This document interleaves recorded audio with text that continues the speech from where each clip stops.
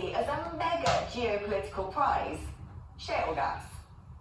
Proponents argue that we could become energy self-sufficient, freeing ourselves from Putin's power play and maybe even an energy exporter, cashing in big time by actually helping our allies across the channel. What's not to like? Well, according to Zac Goldsmith, a well-known Green campaigner who has handed the job of International Environment Minister despite losing his Commons seat, a lot. His argument? We aren't Utah, and Brits don't want it. Well, let's talk to campaigner Lorraine Allenson, who supports fracking. Lorraine, you can probably tell by my introduction there that I've been a proponent of fracking for quite a while now, actually seeing quite clearly, reading the political tea leaves and seeing that it puts us in a very weak geopolitical position. But what would be the benefits? I mean, there is a risk here that we release a lot of methane into the atmosphere, which is said to be a worse greenhouse gas than carbon. How quickly could we be able to access shale gas supplies and actually really make a difference, or is it too late? I don't think it's too late at all, because we actually need to get going with this. It does take several years to get, we've got to drill and appraise the wells and then get them into production. I mean, we're sitting on a vast reserve of gas here, and even the Climate Change Committee says that we will need gas well beyond 2050. So we need to be cracking on with this, because there is actually probably 4 or 5 decades that we'll be using gas. You know, we're sat on a gold mine, and this would really help rejuvenate the northern economy.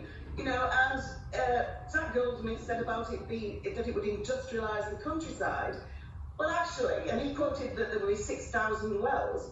He's very disingenuous with that, because that was from a green NGO-funded paper, research paper. But actually, the industry itself has said that because you can drill multiple wells on one well pad that would be probably just about 5 acres, you can then use probably only around 100 well pads across the whole country.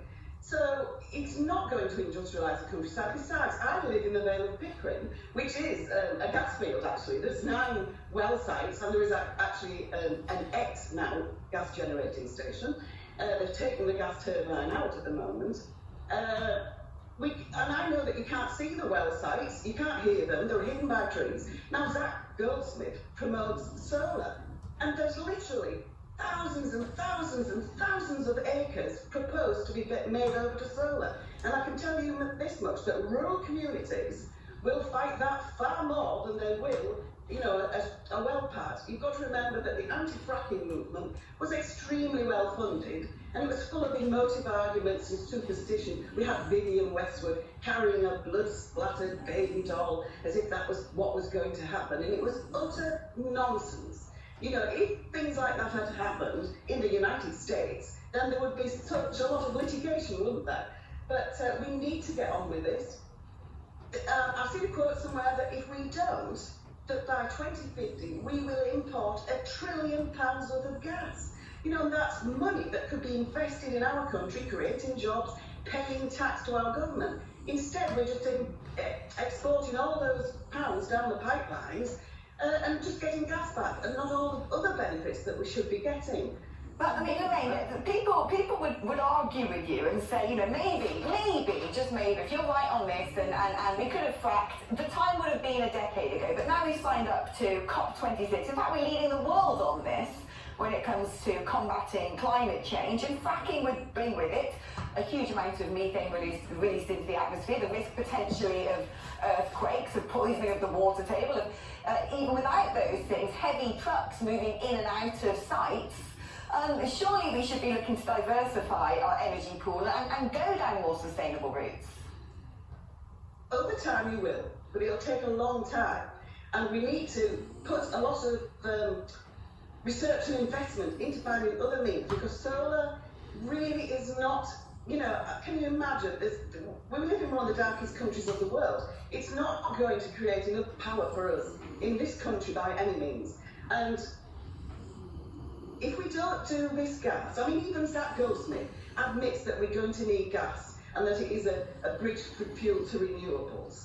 And if we don't do it ourselves, then he's not an environmentalist, is he? Because he's forcing us to import, and that's much higher emissions. You know, it said coming down the pipelines from Norway, some from Russia, and I know people say, oh, we only get a few percent from Russia, but Russia feeds into the European network of pipelines for gas, and they gradually feed through to us. You know, we need to be providing our own gas if we've any sense.